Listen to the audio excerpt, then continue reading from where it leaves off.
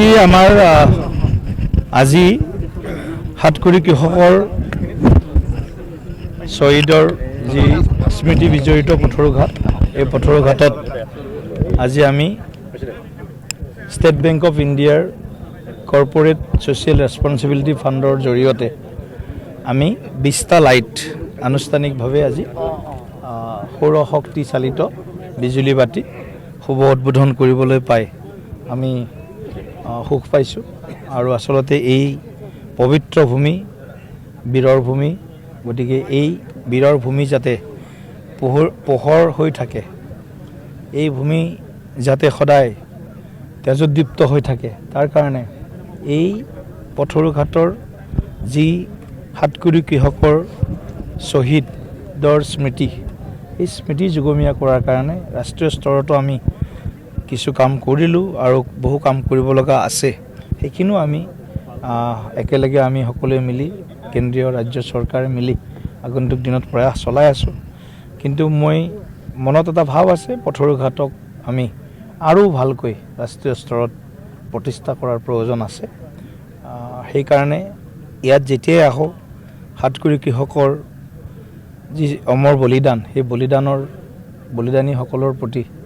আমি সদায় শিৰ নত কৰি আমি শ্ৰদ্ধা সুমন অৰ্পণ কৰি আহিছোঁ আজিও পোনপ্ৰথমে আহি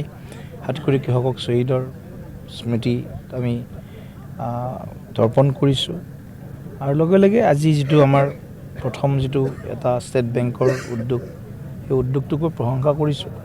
আৰু নিশ্চিতভাৱে অনাগত দিনত আমি এই গোটেই বৃহত্তৰ যি আমাৰ যিটো কৃষক আন্দোলন এই কৃষক আন্দোলনটোক ৰাষ্ট্ৰীয় প্ৰেক্ষাপটত আমি তুলি ধৰাৰ আমি প্ৰয়াস আমাৰ চলাই থাকিম মই আজি ঘোষণা কৰিছোঁ যে ইয়াত আৰু 20টা ছ'লাৰ লাইট এই অঞ্চলৰ গোটেই যাতে পোহৰ হৈ থাকে তাৰ কাৰণে আমি এটা CSR ফাণ্ড পাইছোঁ এই CSR ফাণ্ডৰ জৰিয়তে আমি 100খন মোৰ সমষ্টিৰ যি শৈক্ষিক অনুষ্ঠান মহাবিদ্যালয় বা উচ্চতৰ মাধ্যমিক বিদ্যালয় তেনেকুৱা বা কিছু কাৰিকৰী শৈক্ষিক প্ৰতিষ্ঠান এনেকুৱা 100খন অনুষ্ঠানলৈ আমি 100টা স্মাৰ্ট ক্লাছ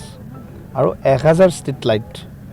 গোটেই সমষ্টিটোত 11টা বিধানসভা সমষ্টিৰ বিভিন্ন স্থানত প্ৰয়োজনীয় স্থানত আমি